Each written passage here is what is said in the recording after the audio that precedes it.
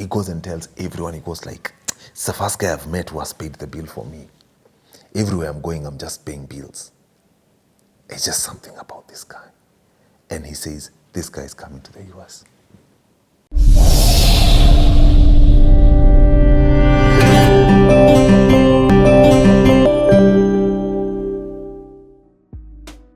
You don't know what you don't know. You don't know what you don't know. And so my wife noticed that stress. Guess what my dear wife does? My wife sends me a link saying, hey, check out these schools and see if you can go there and study. I never even opened that link because me, I knew. That was 2015. I just turned 30. I'm asking myself, I'm going to school at 30. I'm going to drop all this. Me, I can't hear this talk. And then my wife says, hey, check out this place. She sends me a link with the 20 best audio engineering schools in the world. Then after about 2 weeks, I open that link. I check out those schools, I start Googling them and their prices. You Google a school in the UK, you find out it's what? 23,000 a year. Dollars. There for in dollars. 4 years, that is like 100 guanyes. Another school, $25,000. Another one, 20. Another one, 27. So they are all bouncing around 27 and about $19,000 a year. And you're there for 4 years. If you multiply by 4, it's $80,000, $100,000. That is a lot of money. I did not have that kind of money at that point. And so we start looking for Europe, same problem. UK, Australia, same amounts. Because those economies are similar. So the prices are very similar. There is nothing that is affordable. And so guess what? As we are looking, we bump into this South African school. So hold on. Yes. Even before bumping into the South African school, Yes. your mind has shifted. You know, you've said something so powerful. Yes. Going back to school at 30, you're like, come on, bro. I'm married, I've got a family. That is not even in my head. In fact, the mind is going, you have this, you have a brand that you can still commercialize in this region. For real. Yes. I could still commercialize my brand. I could maybe hustle for radio gigs. I could do this. Maybe a few phone calls here and there, maybe land in another TV station or something, or do, I could still commercialize on this brand if I wanted to. But I could feel in my heart, I don't want to DJ on TV. I could just feel it. I loved DJing, but my mind is, this thing is what this is what is pulling me now. Remember what you said in the beginning of this CTA? What? DJ was only a door to go into these roots. Yes, into production. There we go. And so here we are. So by the time now you're looking at schools, yes, has your mind been like, hiya, this is, you're now like at 10, the frustrations are around there. So this is where the seed is watered. How the seed is watered, I get a US tour, okay, to go and DJ. You get a US tour when you are done with TV? When I'm done with TV, I get a US tour. Krowbar, you had not been to even TZ? I had not even been to TZ. Hata ulikuwa na passport? Hata sikukuwa nayo. I remember I applied. I remember those guys said, hey, aren't you told of this? Do you have a passport? I said, no. Apply for one. I applied for a passport. And then after that, after applying, and then he said, apply for your US visa. And they actually told me, yes, the website staff, do this. So who are these who are asking you to come? This is a church in Sacramento, California. Sacramento, California. In fact, it is Rancho Cordova. It's just north of Sacramento. How did they know you? How did they hear about you? Wow, that's a very good story. So these guys, there was this guy known as Freddie. Freddie was coming to visit his family. He was an international student in the US, so he was coming to visit his family.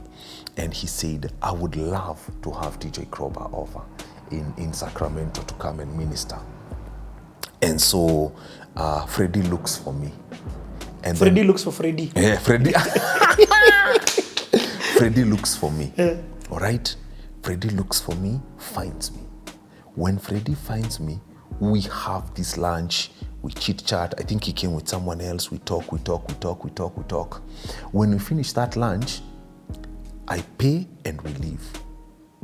That thing throws Freddie off. Because Freddie, as an American, he's used to coming to Kenya. And anytime he meets with Kenyans, he pays. Kenyans don't pay because Kenyans assume you have money. And that throws him off. And he tells his community, I've met this guy. Freddie's an international guy. He's a Jungu. No. He's a Kenyan. He's a Kenyan, but lives in the US. Okay. And why did he want to come and meet you? Where had he seen you? Maybe through social media or TV. One of those two. So he was a stranger to you. He was a stranger. But he knew of you and he knew you. Of me. And he wanted me so to when he's arriving in Kenya, he's saying, I want to meet DJ Krowbar. I want to meet you. I want to see if we can get you in California. Hold on, guy. So this is the platform thing that you're talking about. Yes. Either social media or TV or all of them combined. Of course, he must have known you on TV by the time he's... Yes. Anyway, let me not assume. Let's not assume also. But he's coming to meet you, to get you to go to America. To go to the US, yeah. You're meeting for the first time? Me, I'm meeting him for the first time. Okay. For the first time, we go, we have a meal up at Samia Business Park. I can't remember, is it a Savannah or what? We go there, we have what we have.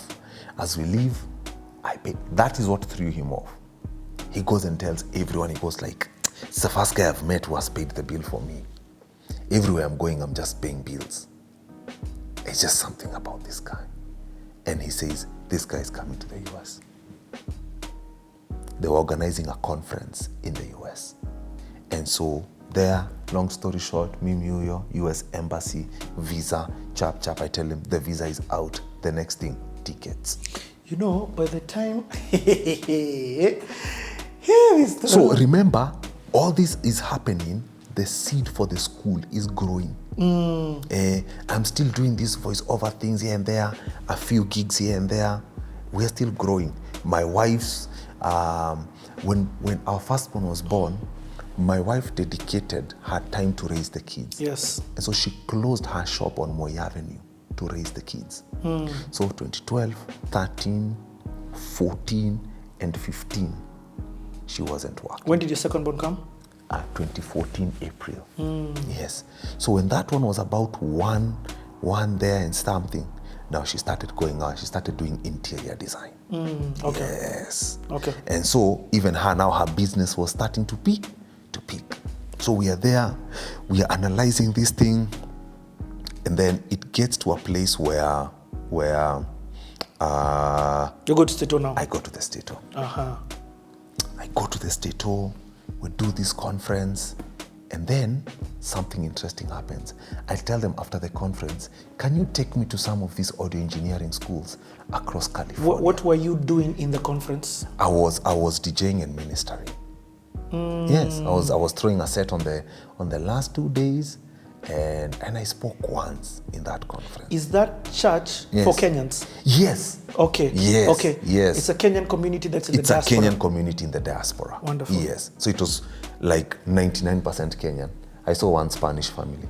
Yes. You went to Kenya.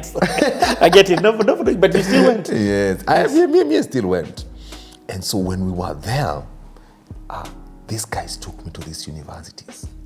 And I went like, oh man, this is it. Me, I'm going to school. What was it that shifted? Shifted your mind? What shifted my mind was seeing the school. Seeing firsthand.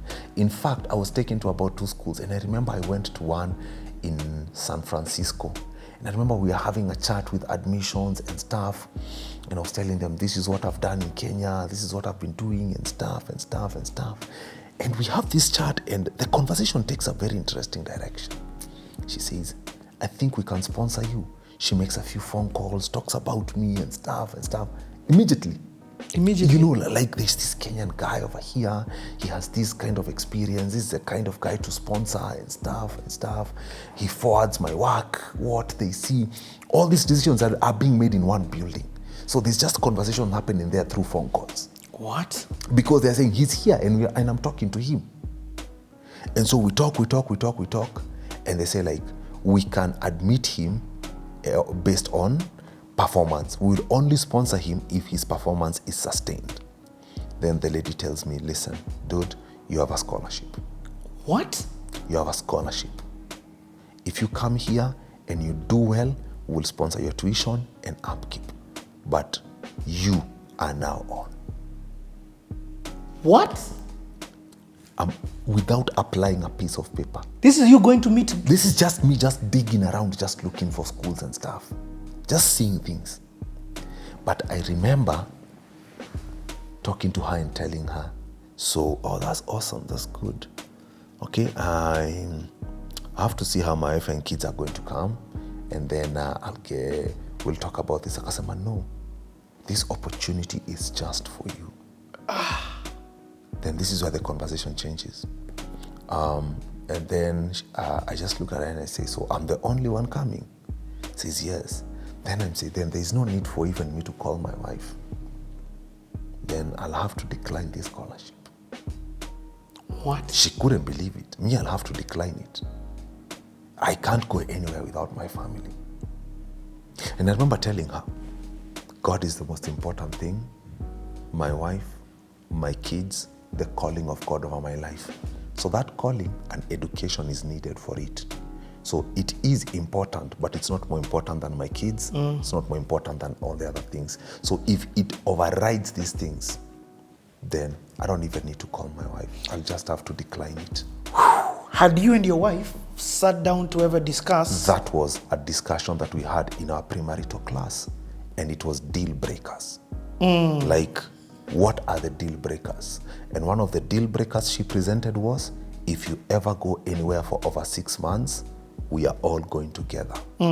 If you ever go by yourself for over 6 months, never come back. And vice versa, because even her, she can go. Definitely. You know what I mean? Yes. So it was a standard. So there was no need to call her. It was already pre-decided. Wow. You know, that white lady stared at me like, look at this crazy African. Because he had never met someone like me. You decline. First of all, you got us. It was me, I just knew anything that goes beyond that, it doesn't make sense to me, Richie. You know, hey, Krowbar, that what you're saying, some people can watch this and say, how stupid of a guy is this? Yes.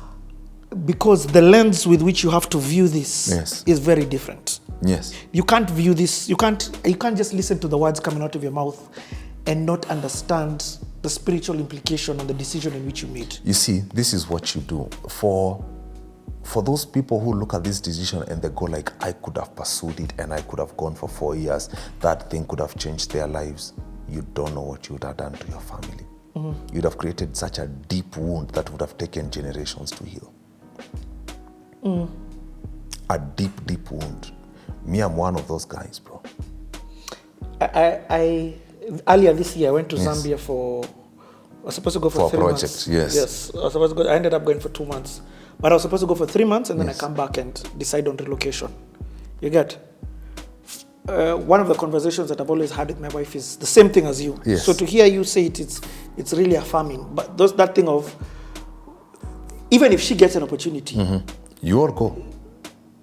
You know, sometimes it's the guy who can get the opportunity, sometimes the chick who gets the opportunity. If it's not us going. Yes. But when I left now for this, when I actually got into a plane and left for a few months, I understood the hole in my life without my wife and kids. It is such a huge hole, Son. that fulfills my life that I am never willing to do it again. Yeah. Like it's for me, it's not. It's so huge. You can have opportunities, chums, and all of these things, and not in where I place family and kids. Yes. It's for me, it's a deal breaker. But I understand you making the decision, and you understood what this audio engineering could do. Yes. I knew, but I knew I could not follow that dream at that cost. You know, everything has a cost. That was not a cost I was ready to pay.